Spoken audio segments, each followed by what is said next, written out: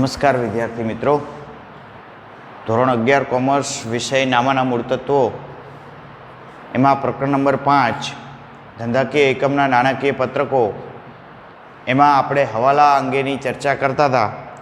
તો હવાલાની નોંધ કેવી રીતે થાય એ આપણે જોતા હતા. એમાં 12-13 હવાલા જોયા હતા. એમાં માલ અંગેના હવાલા એની આપણે ચર્ચા કરતા હતા. તો માલ અંગેના હવાલા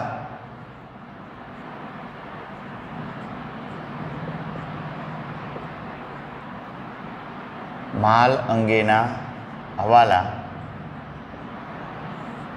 અંગેના હવાલાની અંદર નહીં નોંધેલ ખરીદી અને નહીં નોંધેલ વેચાણ એની ચર્ચા કરી હતી. હવે આગળના એના પછીના માલ અંગેના હવાલાની અંદર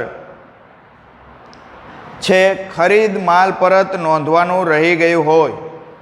ખરીદ માલ પરત નોંધવાનું રહી ગયું હોય.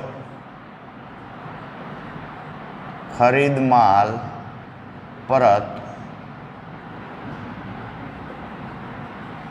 નોંધવાનું રહી ગયું હોય. તો હવે અહીંયા આપણે જોઈએ કે ખરીદી નોંધવાની રહી ગઈ હતી. તો આપણે કયા બે ખાતાને અસર કરતા હતા? તો કે વેપાર ખાતું અને પાકું સરવૈયું. તો એવી જ રીતે જ્યારે ખરીદ પરત નોંધવાનું રહી જાય તો એ પણ બંને અસર કોને થાય? વેપાર ખાતા અને પાકા સરવૈયાને જ થાય. બરાબર. તો અહીંયા પહેલાં આપણે વેપાર ખાતું બનાવવાનું છે. જે તે તારીખનું આપણે વેપાર ખાતું બનાવશું.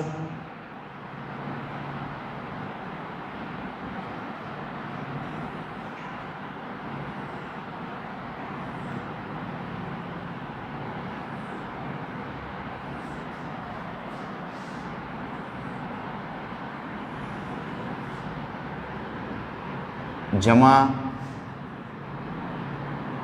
ઉધાર વિગત રકમ રૂપિયા. વિગત રકમ રૂપિયા અને પાકું સરવૈયું બનાવશું.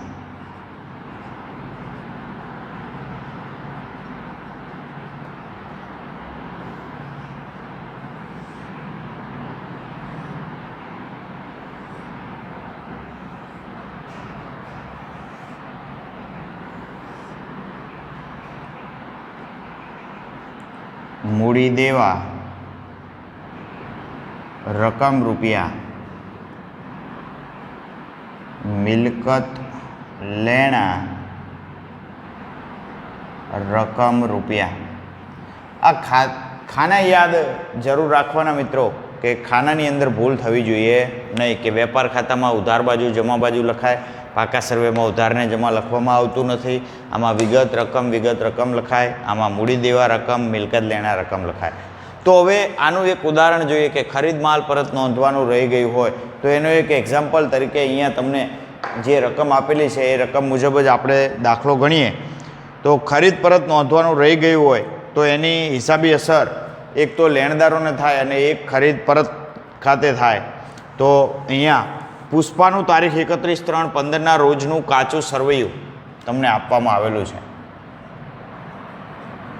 પુષ્પાનું તારીખ 31/3/15 રોજનું કાચું સરવૈયું.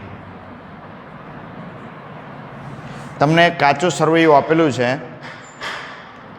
તો અહીંયા હમણે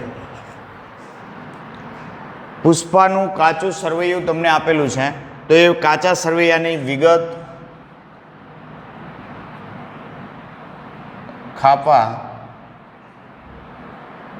ઉધાર રૂપિયા, જમા રૂપિયા.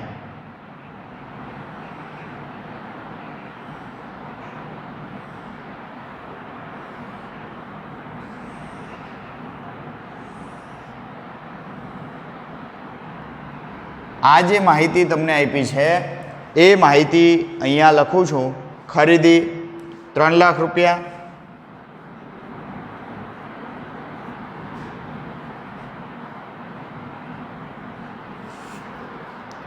ત્યાર પછી ખરીદ માલ પરત 20,000,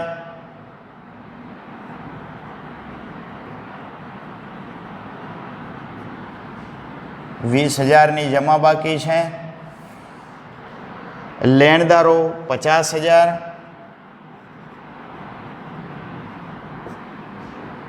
જમા બાકી છે 50,000. અને નીચે તમને હવાલો આપેલો છે ₹5,000નો ઉધાર ખરીદ પરત નોંધવાનું રહી ગયેલ છે. હવાલાની અંદર તમને કીધું છે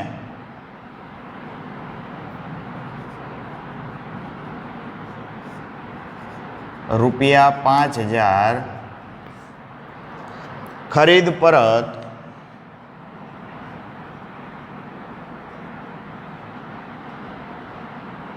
નોંધવાનું રહી ગયેલ છે. બરાબર. તો આ રીતે તમને ખરીદ પરત નોંધવાનું રહી ગયેલ છે એની માહિતી આપેલી છે.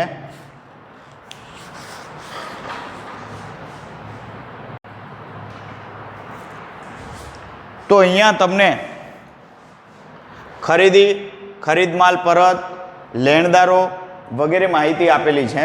તો એના આધારે તમારે વેપાર ખાતું અને પાકું સરવૈયું બનાવવાનું છે. તો વેપાર ખાતું અને પાકું સરવૈયામાં એ નહીં નોંધેલ ખરીદ પરત એ કેવી રીતે નોંધવું એની પહેલાં તો 2 અસર આપવાની છે. ભાઈ 2 અસર ક્યાં આપશો અને કેવી રીતે આપશો? તો જો અહીંયા પહેલાં સૌ પ્રથમ તો કે તમને ખરીદ માલ પરત નોંધવાનું રહી ગયું છે. ખરીદ માલ પરત યાદ રાખજો. શું નોંધવાનું રહી ગયું છે? ખરીદ માલ પરત. તો હવે ખરીદ માલ પરત હોય તો એ આપણે ખરીદ માલ પરત ખરીદીમાંથી શું કરીએ છીએ? બાદ કરીએ છીએ. બરાબર. હવે ખરીદ માલ પરત નોંધવાનું રહી જાય તો માલ પરત આવ્યો હોય એ તમને નોંધવાનું રહી જાય તો ખરીદીની અંદરથી શું થાય? બાદ થાય.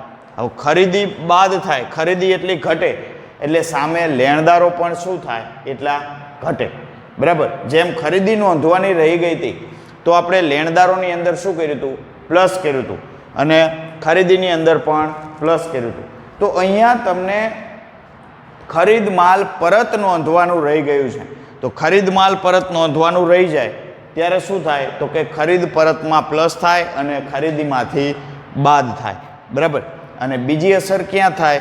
તો કે લેણદારોમાંથી બાદ થાય. કારણ કે લેણદારો પણ એટલા ઘટે. હવે ખરીદેલો માલ પરત આવે એટલે લેણદારો જેટલા હતા એમાંથી લેણદારો શું થઈ જાય? ઓછા થઈ જાય. તો આની 2 અસર કઈ થશે? તો 2 અસર અહીંયા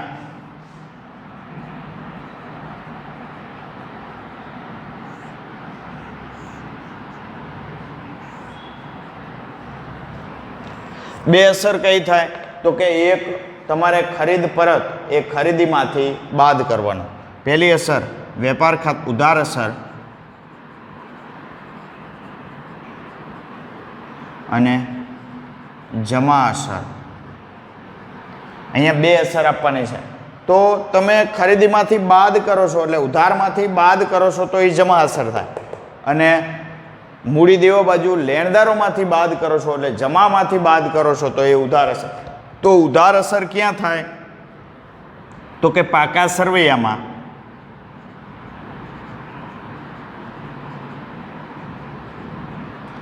પાકા સરવૈયામાં મૂડી દેવા બાજુ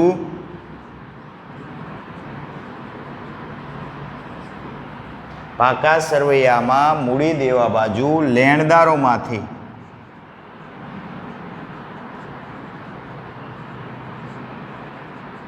બાદ થશે.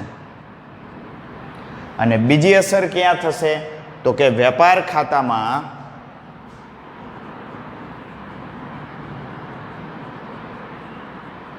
ઉધાર બાજુ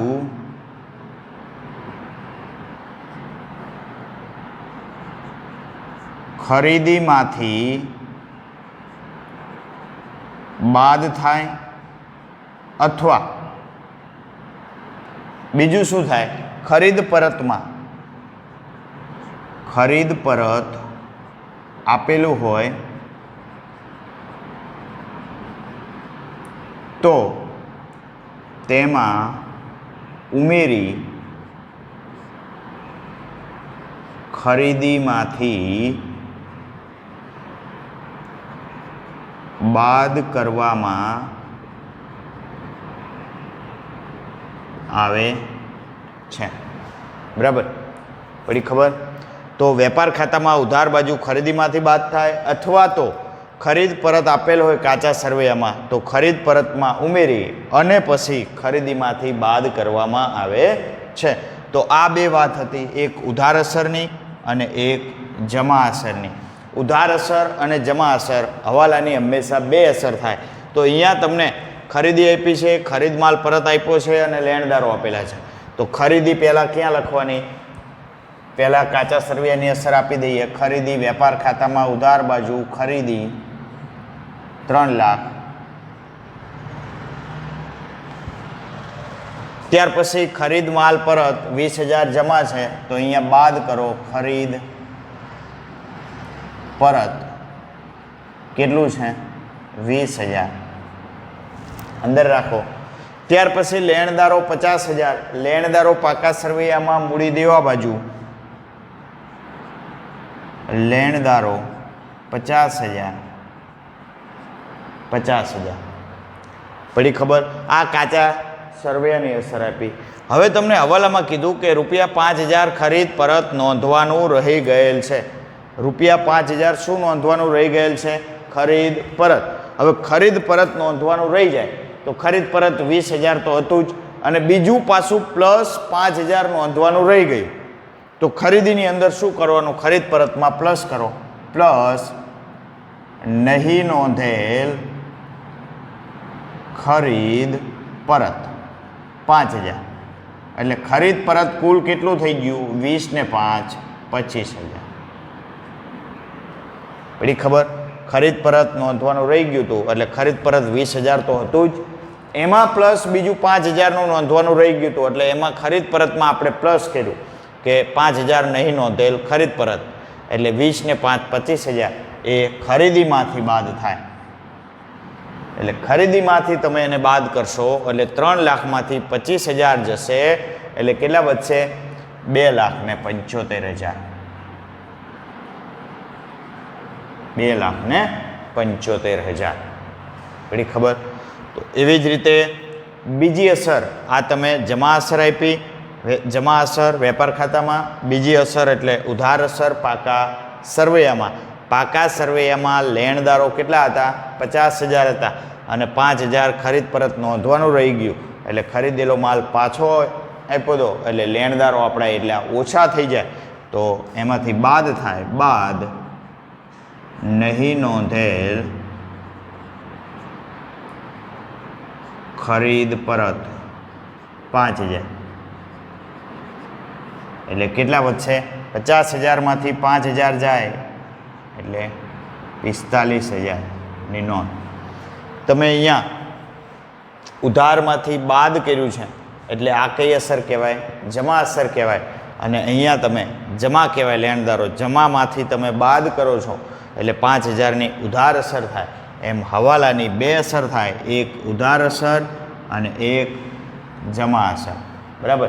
તો આ કમ્પ્લેટ ખરીદ માલ પરત નોંધવાનું રહી જાય ત્યારે શું બે અસર થાય એની નોંધ આપણે અહીંયા કરી.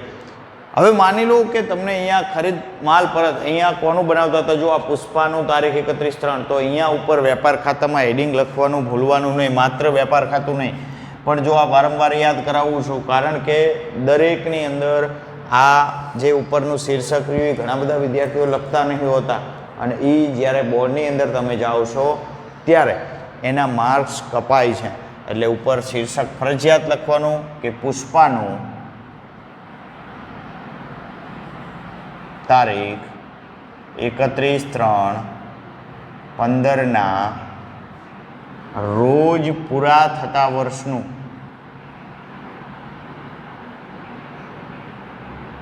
વેપાર ખાતું અને પાકા સરવૈયામાં લખવાનું પુષ્પાનું તારીખ 31/3/15 રોજનું પાકું સરવૈયું. બરાબર? તો આ રીતે તમારે બંને ખાતા બનાવવાના અને બંને ખાતાની એની અંદર અસર આપવાની. કેવી રીતે અસર આપવી એ તમે જોયું. હવે અહીંયા ખરીદ માલ પરત નોંધવાનું રહી ગયું હતું અને બીજો હવાલો એના પછીનો છે એ આપણે જોઈએ. તો જે રીતે ખરીદ માલ પરત નોંધવાનું રહી ગયું હતું એ જ રીતે તમને એમ કે ભાઈ વેચાણ માલ પરત નોંધવાનું રહી ગયેલ છે. શું રહી ગયેલ છે? વેચાણ માલ પરત નોંધવાનું રહી ગયેલ છે.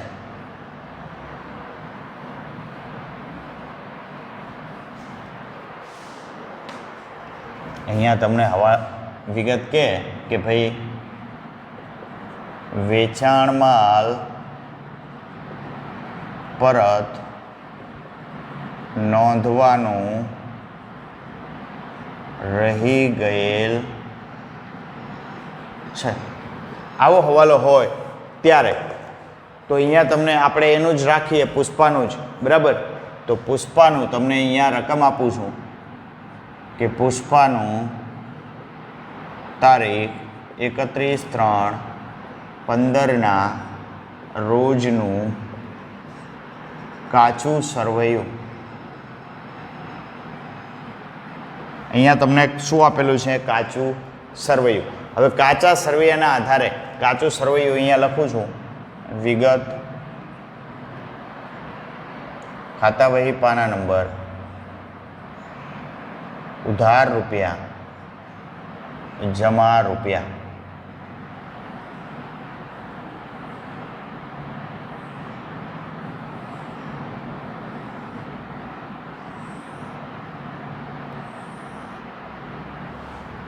તો આની અંદર કાચા સરવૈયામાં તમને અહીંયા વેચાણ આપ્યું છે. વેચાણ માની લો કે તમને જમા બાકી 2 લાખની આપી છે.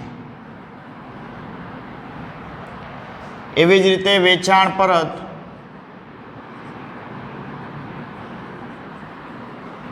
તમને આપ્યું છે 20,000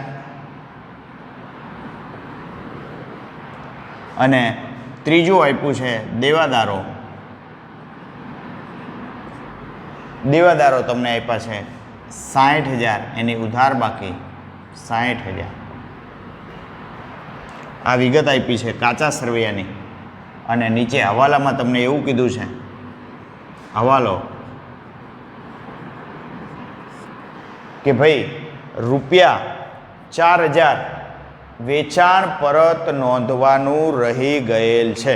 ₹4,000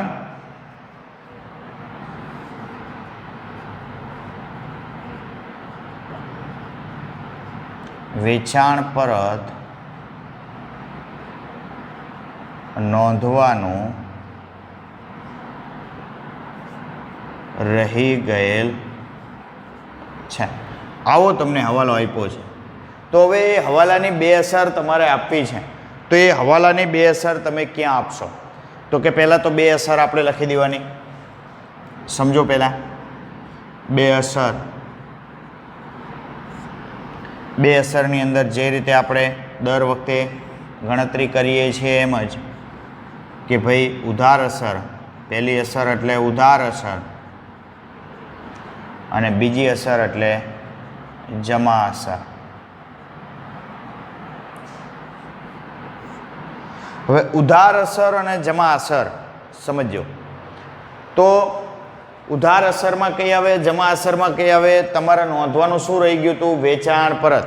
તો વેચાણ પરત જ્યારે નોંધવાનું રહી જાય ત્યારે પહેલી તો એક વેચાણને અસર કરે અને બીજી અસર કરે કોને? તો કે વેચાણ સાથે કોણ હોય? દેવાદારો. તો દેવાદારને અસર કરે, બરાબર. તો હવે દેવાદારને અસર કરે તો દેવાદારો કઈ બાજુ નોંધાય? પાકા સરવૈયામાં મિલકત લેણા બાજુ. હવે વેચાણ પરત નોંધવાનું રહી ગયા, વેચેલો માલ પાછો આવવાનો હતો ને એ રહી જાય તો દેવાદારોમાંથી તમે શું કરશો? બાદ કરશો કે ભાઈ નહીં નોંધેલ વેચાણ પરત, નહીં નોંધેલ વેચાણ પરત. વેચેલો માલ પાછો આવ્યો હતો એ આપણે નોંધ્યો નથી એટલે એટલું આપણું લેણું ઘટી જાય. એટલે દેવાદારોમાંથી બાદ કરો છો એટલે દેવાદારો એટલે ઉધાર બાકી કહેવાય. ઉધારમાંથી તમે બાદ કરો છો એટલે એ જમા અસર કહેવાય. અને બીજી અસર તો કે વેપાર ખાતામાં જમા બાજુ વેચાણને અસર થાય તો વેચાણની અંદર તમે વેચાણ પરત બાદ કરો છો અને ખરીદ પરત નોંધવાનું, વેચાણ પરત નોંધવાનું રહી જાય એટલે વેચાણમાંથી પણ એ શું થાય છે? બાદ થાય છે. તો વેચાણ એટલે જમા કહેવાય. જમામાંથી તમે બાદ કરો છો એટલે એની કઈ અસર કહેવાય? ઉધાર અસર કહેવાય. બરાબર. તો ઉધાર અસર ક્યાં આવે? તો કે વેપાર ખાતામાં આવશે. તો અહીંયા પહેલી ઉધાર અસર વેપાર ખાતામાં જમા બાજુ વેચાણમાંથી બાદ થાય અથવા વેચાણ પરત આપેલ હોય, વેચાણ પરત કાચા સરવૈયામાં આપેલ હોય તો વેચાણ પરતમાં ઉમેરાય.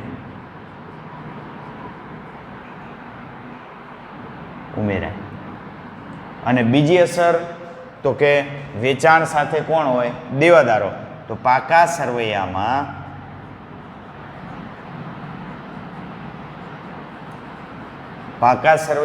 કઈ બાજુ? તો કે મિલકત લેણા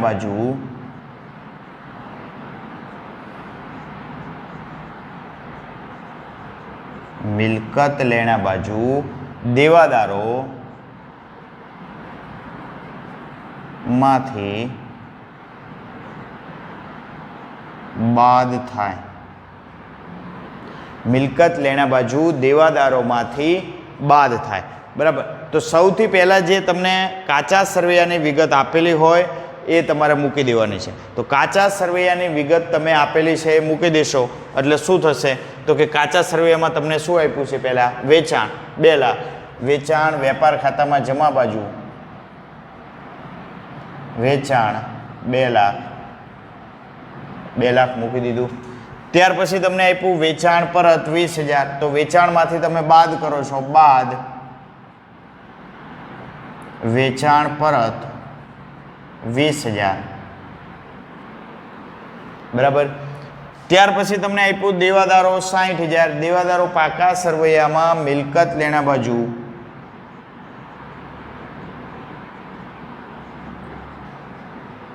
₹60,000. હવે તમને હવાલો આપ્યો છે અને હવાલો આપ્યો છે ₹4,000 વેચાણ પરત નોંધવાનું રહી ગયેલ છે. તો એની 2 અસર, એક વેપાર ખાતામાં જમા બાજુ અને બીજી અસર દેવાદારોમાંથી બાદ કરવાનું. તો હવે વેચાણ પરત નોંધવાનું રહી ગયું. તો વેચાણ પરતમાં શું કરવાનું?